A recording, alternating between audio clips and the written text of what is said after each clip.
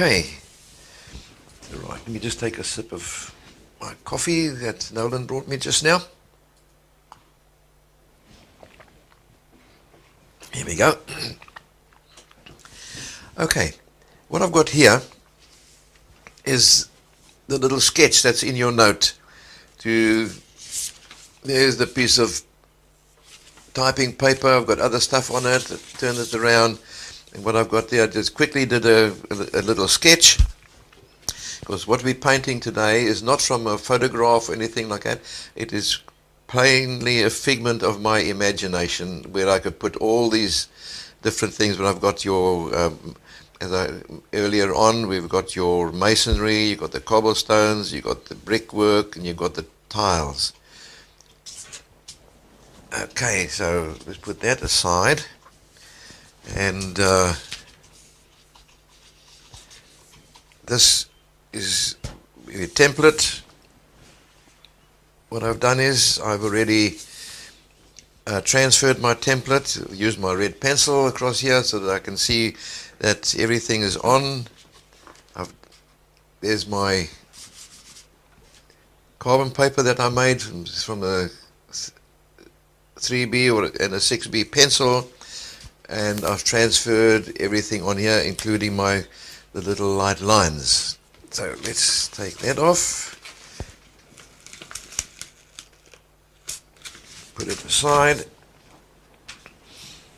and then now we can start with our painting. We start from my normal golden rule is you start from the top to the bottom, from the furthest to the nearest. So if you go from the furthest to nearest, you get that lovely overlapping. That works especially when you're doing with oils, etc.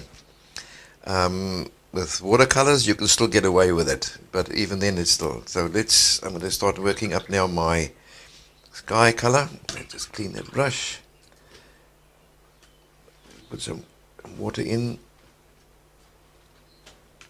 And just take some ultramarine blue.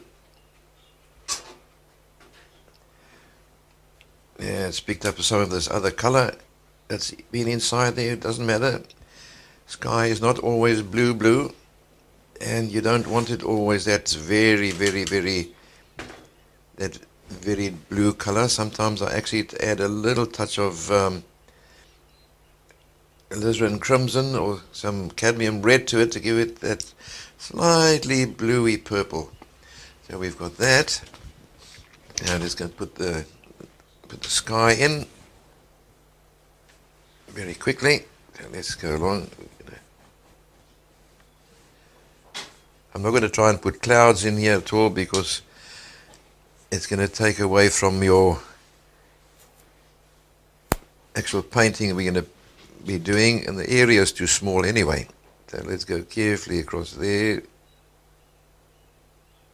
on the edge of the roof. Bring some of that down. If I've gone over slightly, it doesn't matter because we're going to have the roof color will cover that up. So let's get in here.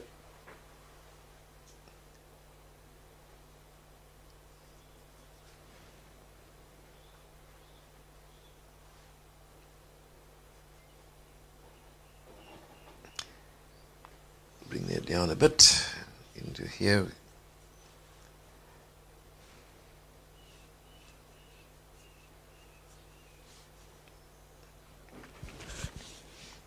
I've got a little bit extra of blue that I mixed, but it doesn't matter. I can use that one there for the grey of the tiles as we come on just now. So if I've gone over, quite easy. What you can do is just take a thirsty brush while that is wet. You can see I'm lifting it off. There's a little area here as well too. You can see there where, okay, let's get it sharp. There we go. I've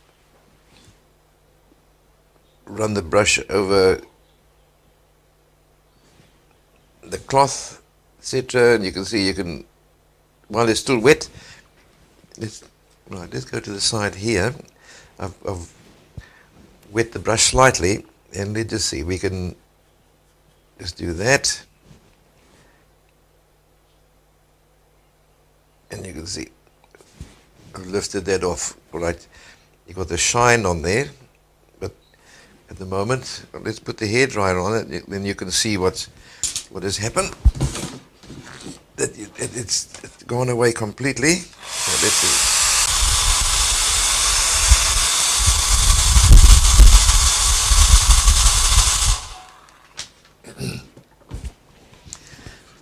Okay, I want to show you something interesting. Right, we've gone there. It's so light that you can hardly see it. But the thing is now, if that I'd wanted it absolutely pure white, and I've gone over that one, I've lost it. To get that pure white is virtually impossible. You can take a lot of your paint off, but you still have a ghost image. Now, if Nolan can just come to this side. Remember when I test the paper, I've used it before, and I've used testing it with if it's dry, with the back of my hand. I was in too much of a hurry. And look what happens if you're in too much of a hurry. Can you see there? This part of my finger went in, and I did that. But I'm not trying to fix it up now because I'm actually going to put some trees, background trees, into that area. But I'm just going to show you that if you're too hasty, look what happens. You can really spoil that. So if you would have had to go back and rework this whole area here to get it back to nice and smooth again. Okay, I'm going to do some background trees. So I'm going to make it on the left hand side. I'm going to make a nice dark green. So I'm going to take a bit of, believe it or not, I'm taking a bit of burnt sienna in here first. Then I'm going to pick up some yellow ochre, because it's much darker green that I want. And then I'm going to pick up some ultramarine blue in there, and it's a very dark olivey green. And then I'm going to start coming into this area, stop here, and I'm going to start putting a dark, it's very thick. You can see it doesn't run at all. It's make a little spottiness, give very dark edges there. So let's now this one here now. I need to really edge this off nice and clean.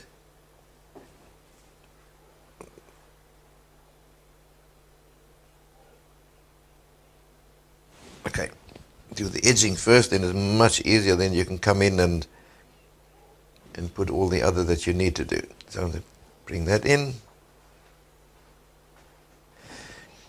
Now to get some nice leafy effect on the outside, now I'm putting my brush virtually flat on there, and I'm going to get in and sort of half push out, scrubbing it out.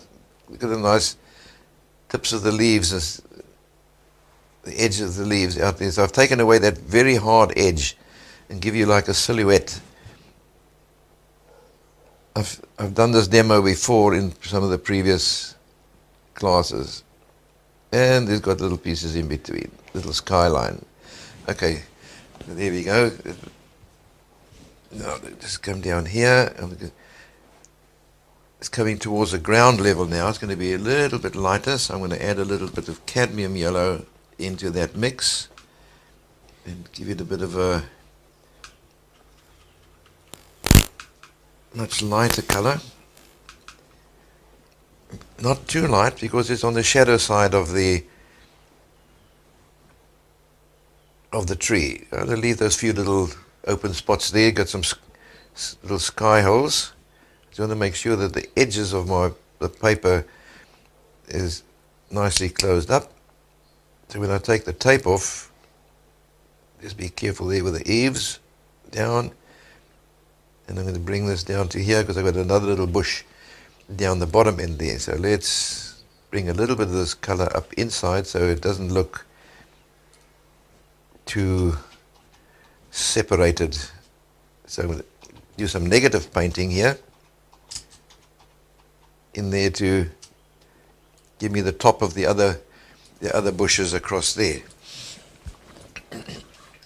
Okay, now I'm going to do do the other side, on the right hand side, and I'm going to put some nice brighter green. So I'm going to take some cadmium yellow up in this top, more on this top end here.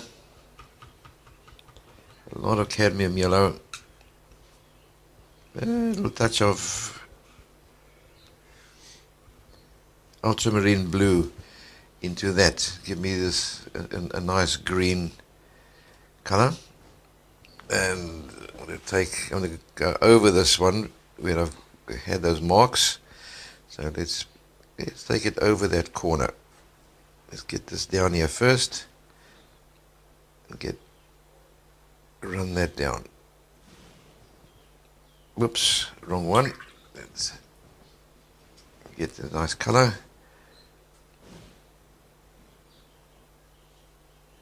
And this is a little bit wet, more liquid than the previous. So bring that in here. And I'm also going to just sort of roll that brick, listen to me, the brick, the brush. I've got bricks in the brain here at the moment. Across also to give you that the top profile, so it doesn't give you that cut look. Then I'm going to bring up also some of this darker color inside here. And to mix some more of that bit of a darker green, but not this same color as on the left hand side. There's a totally different tree. We're going to put a few little slightly damp, so these on here will sort of give you a bit of the shady areas in part of the light's coming from the top left hand side. So we bring that down.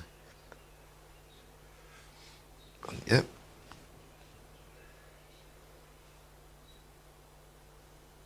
And now here it's going to start getting much darker.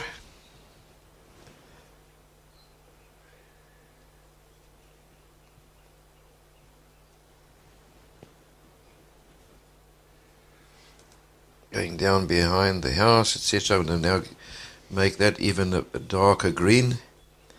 I'll take some cadmium yellow, a bit of yellow ochre, and put that in.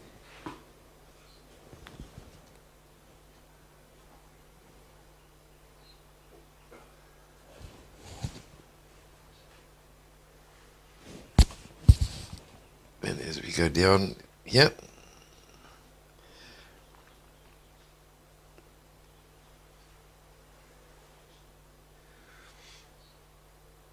down the edge of the house, the edge of the roof, and I'm going to also start putting in some yellow ochre in the side here. A bit of a warmer color coming in at the bottom.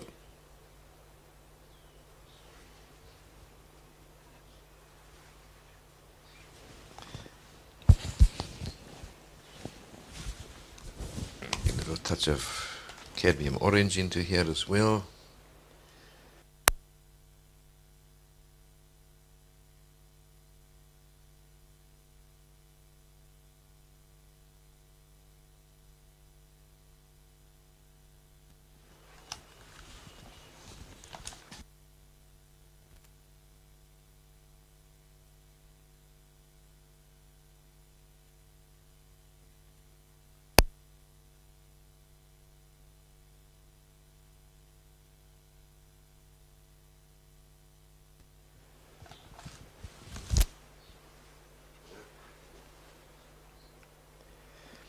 Okay, so I'm lightening this up at the bottom here, so that is some of the groundwork, or light from the ground is reflecting up underneath these trees.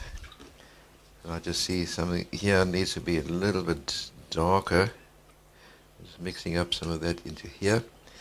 This little area here against the roof, I want to darken that area a bit up here.